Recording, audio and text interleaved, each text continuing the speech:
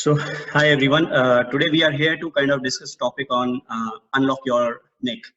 Uh, Recently, last 10-15 days, I'm at home and I was also feeling, a little bit of neck troubles and all that. I mean, we know we are healthcare workers, but sometimes we also become a little lazy about how to say it, what to do. Busy watching Netflix and other stuffs, right? So we don't kind of realize how much we are also going into all these spaces. So that's why I come up with this topic called unlock your neck. Okay, so I'll just be starting it. Neck pain is actually a bigger troublemaker in all of our lives. Okay, since we live in a gadget friendly world.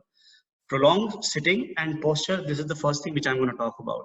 So when we have long hours of screen time, what's happening is our eyes are locked with the screen and it's not allowing our neck also to move much. So that constantly fixing our neck like that creates a lot of stiffness like that. Moreover, we know when we sit in a very funny posture sometimes, taking our laptops and using the bed or sofas, all that keeps on happening, right? But I would still not blame, how much posture has a role in creating neck troubles. I would say prolonged sitting is more to be blamed here. So if you're sitting for long hours, I think this matters more rather than, how are you sitting. So can we just start focusing on taking short breaks, like every 30-40 minutes we should be getting up. Nowadays when we are watching web series, what's happening is there are no ad breaks coming, right? In the televisions or serials or whatever things still used to be there used to be like ad breaks or so. So these web series, what they have done is our non-stop screen time has increased because of it. So that's what I want to say. Primarily, we need to cut down our screen time. I'm not saying start working less and all that, but I'm just saying can there be short breaks in between? That will definitely help or change how you feel with your neck as well. So, moreover, what's happening is it's about your sleep quality and what kind of a posture you sleep in. So that also becomes an important part. Now when I say sleep quality, I'm looking for 6 to 7 hours of averagely sleeping, and at least for 2 hours someone needs to go into deep sleep or so. So when we talk about deep sleep, we have to have a dark room. That's primarily more important. So sleep always in a dark room. Make sure you're getting 6 to 7 hours of non-stop sleep. That also is important. The next thing about the sleep is the position. When people kind of lie on their tummy and their neck is rolled to one side or something, that also starts bothering their neck. And I think there are decent percentage who sleeps on their tummy as well. So that ways it becomes really important. What are we doing while sleeping and all that. So normally when you sleep straight on your back, there needs to be like a towel roll or something which can be kept under the curvature of the neck like this. Because what it's making you do is it's actually supporting your neck muscles throughout and they remain relaxed. And that's the way we solve the purpose of sleep, right? Sleeping simply means system reset. So you can reset your system when you're fully relaxed. But if your curvature is not well supported, the muscles are actually working throughout the night, and especially in the mornings, you get too much of stiffness after that. So the posture while sleeping really matters, and I would say just simple advice of supporting your curvature can really make a change in how you feel the trouble. Okay, so even when you lie on your side, so normally what happens is when we are sleeping straight like that, so normally if you take a no pillow or a thin pillow, the head is right here, right? But that thin pillow, when you go on your side, there is a huge gap from shoulder and the neck. So if you have that same thin pillow, this is what's going to happen, right? So I normally use a simple strategy. I actually take a sofa cushion or something next to the side where I usually turn. So I normally turn to my right. So what I do is I keep a side cushion always ready for me so that I don't have to disturb my sleep. I just simply turn and go on to the higher pillow like that. What this does is it doesn't allow my neck to fall like this. Second is that the pillow needs to start from right here because this is the area where we majorly need support. And all these are hit and trial methods. So when you have like a cervical pillow or something, the height of the pillow is already predefined. So you cannot say that that's the right pillow for you. So It's important, when we just take care of these little Indian ways of, customizing how high the pillow and low should be, or maybe keeping a towel roll or a bed sheet like that. So this way you can easily find out what is the right height or size for you. So that ways you can also improve your sleeping positions as well. Now, mental stress. Mental stress actually causes a lot of trouble to the neck. Uh, we don't actually value the mental stress so much. We don't want to discuss things with others. We don't want to solve those things. Whenever we are into mental stress, we actually contain things in ourselves. We don't share with people. Sharing definitely helps. Second thing is, when you are under constant thoughts, when the mind is irritated, those irritations are keeping the mind on high alert, and mind is very well connected to the body. So body is also on high alert. So your neck muscles, what they're doing is they're constantly into spasm like that. So let's say if you're thinking something really disturbing, you might not notice, but this is what you're doing to your body like that throughout that time. So to relax it, we have to kind of, one is to realize what kind of stress you are into. Second is to find out options. Third is, how can you share things so that it can help you better. So that way is, there is a huge value given to stress when it comes to the neck pain. Then people worry about, I have a disc problem, I have a degeneration, there is a reduced space somewhere, X-ray doesn't look nice, it looks like a 80-year-old guy, but I'm still 30 and all that.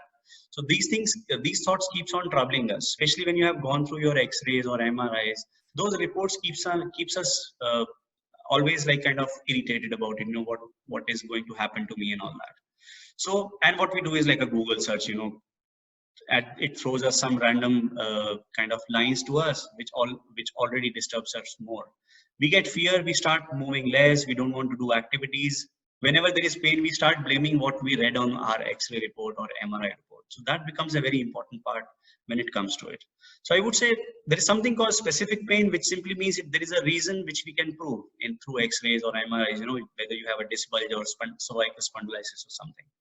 But there is something called non-specific pain as well. So non-specific neck pain, the reason is actually what we have just now discussed.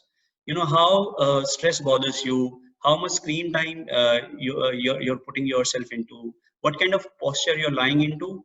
And again, I'm repeating it. I'm not talking about how the posture needs to look like. I'm saying how long that posture is. So that's how the non-specific neck pains are. Now, there is a very thin line to differentiate what is a specific neck pain and what is a non-specific neck pain. Even if you have like a disc bulge or degeneration in your spine, aren't we all going through the same situations already? We all have mental stress. Sometimes we don't take care of how we are sleeping or how we are sleeping, how we are sitting, and those things are always there with us. So that's why I actually bring up this point that there is a very thin line to differentiate that whether you have a specific neck pain or you have a non-specific neck pain. Now, what's happening, whether you have a particular condition, an underlying condition, or you don't have any condition which can be proved on X-rays or MRIs. So what's happening is there is poor mobility of your spine. There is a lot of tight muscles which doesn't allow your neck to move much. And there is weakness generated over the period of years because of how we kind of expose ourselves to the bad habits. So all these things are already existing whether you have a specific condition for your neck or not. So in both the situations, we have to deal with the reasons which I was just mentioning you to all. Now, this is one common thing which I already said. The second common thing is, so when it comes to the neck, we can see the neck from here to here. But this is, imagine if neck is like a tree, you have like a root of your neck as well, which is almost your upper back. Now, there are a lot of studies which have proved that when your upper back is not healthy enough, the neck pain is bound to happen. So when you have to approach to your neck again and you want to live like a pain-free life, you have to improve how your upper back looks, how your upper back moves, and how much strength there is in the upper back. So all these things comes into play when it comes to how should we treat it. Now, arm strength is also important. Imagine if you're picking something up and your general upper body strength is weak. So even with little bit of effort, what will happen is you will lift something like that and you have tensions here and tensions here. So improving your upper back mobility, improving your arm strength becomes really important when it comes to the neck. Throughout the day, we do so many things in which you kind of pick up something and this happens. Now, initially it might happen when you pick up a heavy weight and gradually what happens is Even if you pick up a box like that, this happens because we have gone so much habitual. Our muscles are so much adapted to the way we lift things now. It's called neurological adaptation. You have adapted to how the pain is. So these simple things really matters when it comes to, how do we unlock the neck like that. So as I said, upper back mobility, important. We have to regain it. Arm strength, very important. Most of the people, when it comes to neck pain, the treatment actually, they focus too much on how do we treat the neck only. But as I said, our body is so much interconnected, which becomes very relevant. I'll just talk about few little things which I'll demonstrate, which might help you in dealing with the neck pain. And then we'll move on to Jagmohan, who will talk to us about a lot of healthy exercises to be done. So just give me a second.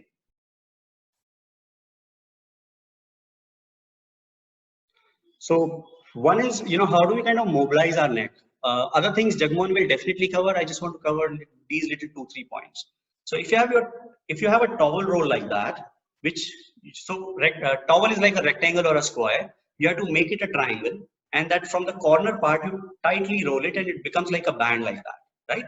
Then what you do is around the neck area around there, you kind of place the handkerchief like this. Handkerchief will be better compared to the towel because towel is thick, so you cannot be very specific to which bone you want to move. So that way, handkerchief can be a better idea. Now you go to the level where there is pain, and then from that area you go one level above and one level down as well. So these are the 3 levels. Imagine if I have pain. Now what I'm looking for is I'm going to treat where my pain is. So I keep my handkerchief like this. Now always keep your arms in line with your eye level. Okay. So wherever we are on the neck, we still keep our hands on the eye level. So it becomes like when I have to treat the lower side, it becomes like a diagonally up kind of thing. You kind of force it a little bit like this and make that force constant and try to move forward and back, forward and back, forward and back.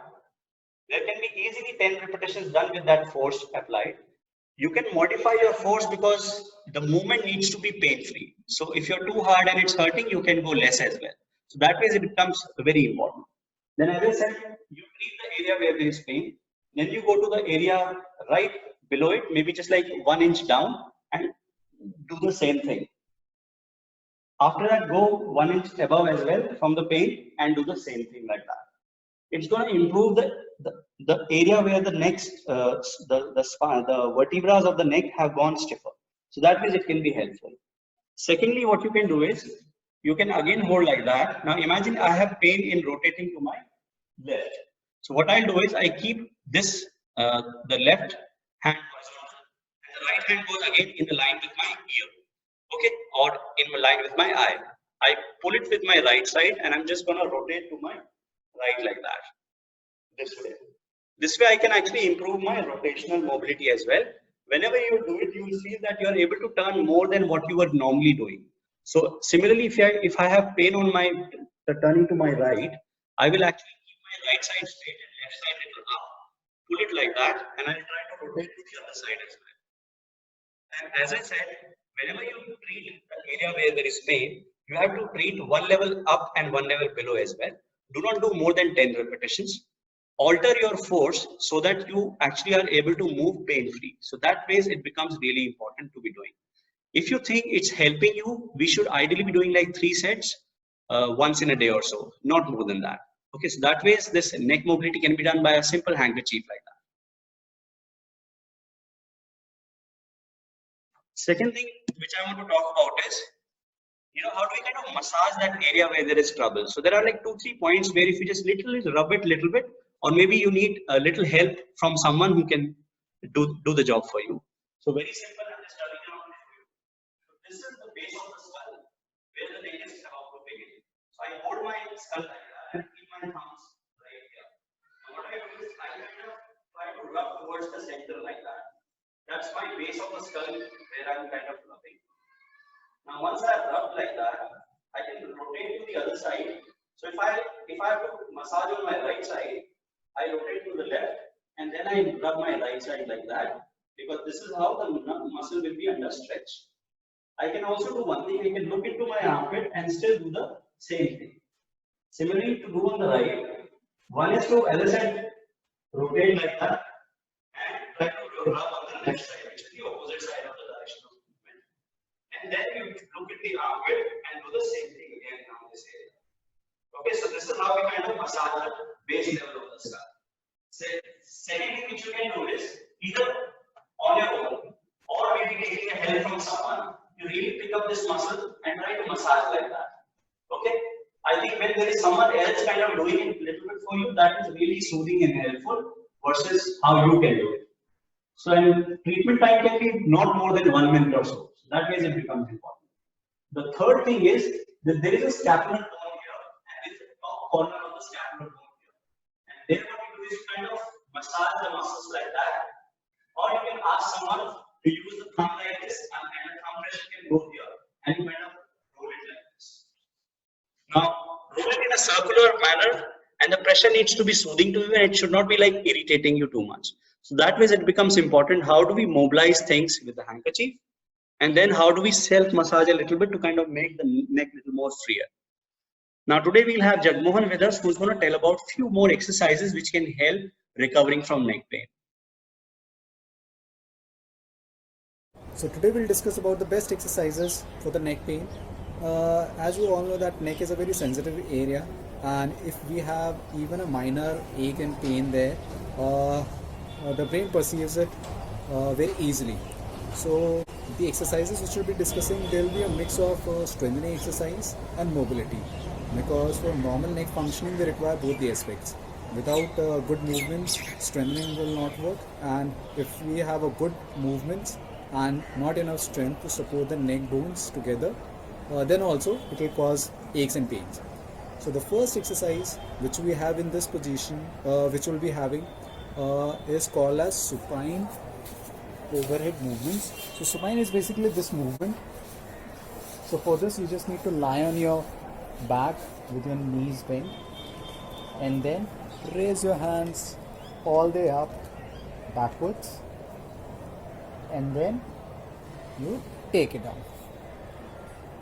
So this exercise is a very good exercise to stretch the upper back area, because weight of the arm creates extension movement there. With the neck, the upper 4 or 5 bones of the back works together. So if you are stiff there, it creates a lot of issues on the neck area. So this way you can simply do 20 repetitions, at least 4 sets daily. And especially this will be better if you do after long hours of sitting, because this area is generally hunched like this whenever we are constantly working. But as soon as you're going to do this, you'll get extension movement over here. So the movement which I'm trying to depict, this is what we get with this exercise. So a very effective exercise, and that's the first one. Now talking about the second exercise, which is called as chin tucks. Now chin tucks is a strengthening exercise. So for the chin tuck, you need to lie on your back and prefer without any pillow, because then you can visualize the movement also and you can perform it better. So for this, all you imagine that there is a golf ball just below your chin and you're just trying to lightly compress that. So you'll feel that some pressure on the front aspect of the neck. You just need to hold for 2 seconds and then relax, and then do it again and relax. So this is the movement which we are looking for. So still my head is on the floor, it's not lifted up, because if I am doing this, this is wrong, because then the whole movement is being done from the upper as well as lower neck.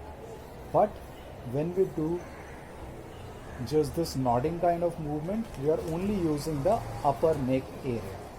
So this is what we can just simply do 20 times, and each time at least hold for 2 seconds.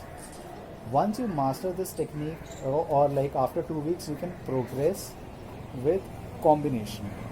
In this, what we try to look for is that maintaining this position, you lift your neck slightly up in the air. So this is the advanced version. So you can hold for 2 seconds again and then put it. in this one, we're not talking that you should be lifting too much.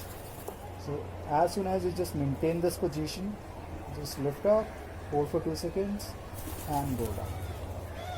While doing this exercise, please make sure that you should not feel anything on the base of the head, right over there. Because if you're feeling there, this shows that you're doing the movement excessively. So you need to cut down on range and just simply do this. So this way it strengthens the neck muscles. That's your second exercise. Now I'll show you the 2 sitting exercises. So for that, all you need to do is just engage your both the arms up in the air. That's a side flexibility exercise to increase the flexibility of the lats muscle and lower back muscle. So for this, you just engage this way and imagine there's a point in the center of the spine which is roughly there, and you just side bend to the other side.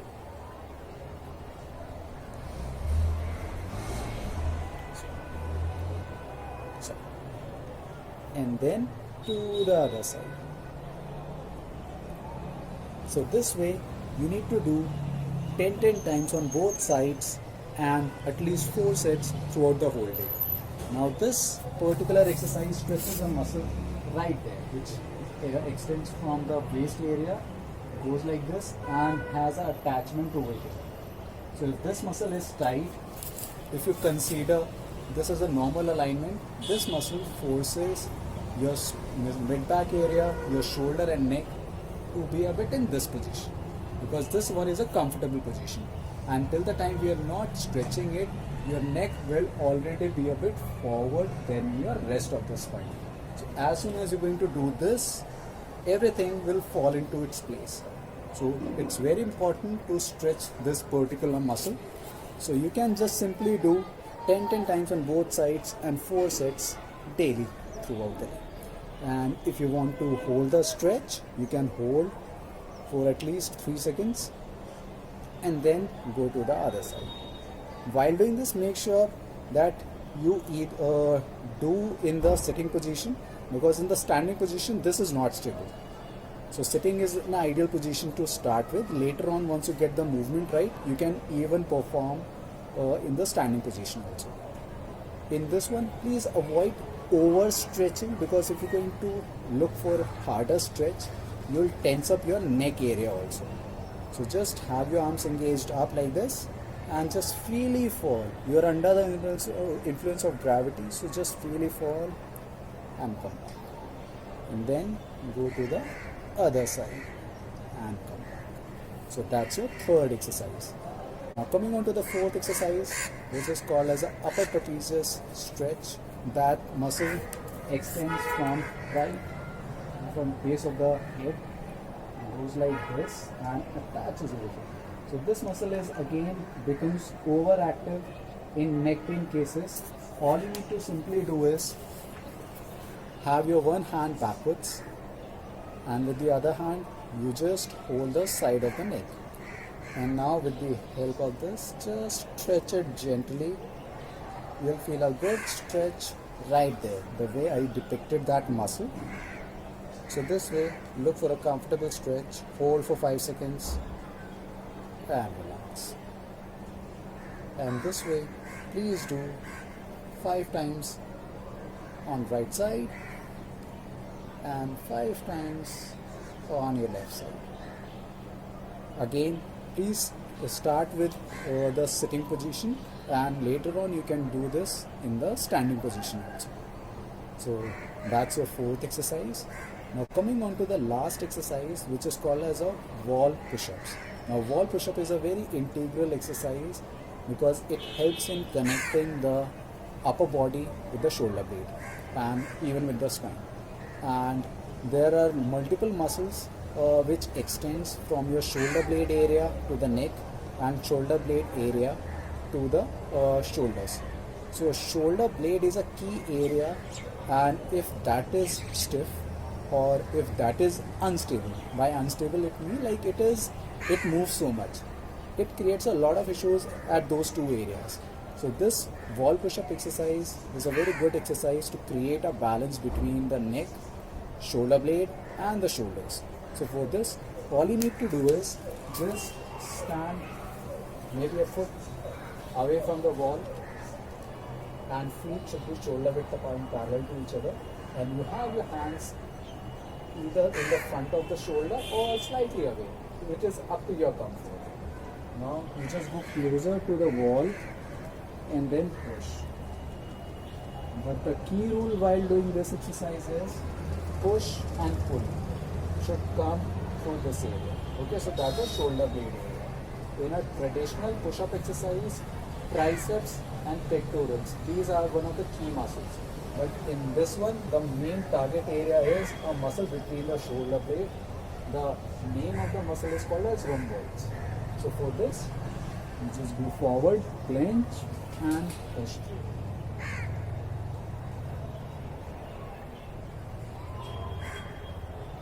So this way, please do 25 repetitions and do 4 sets daily.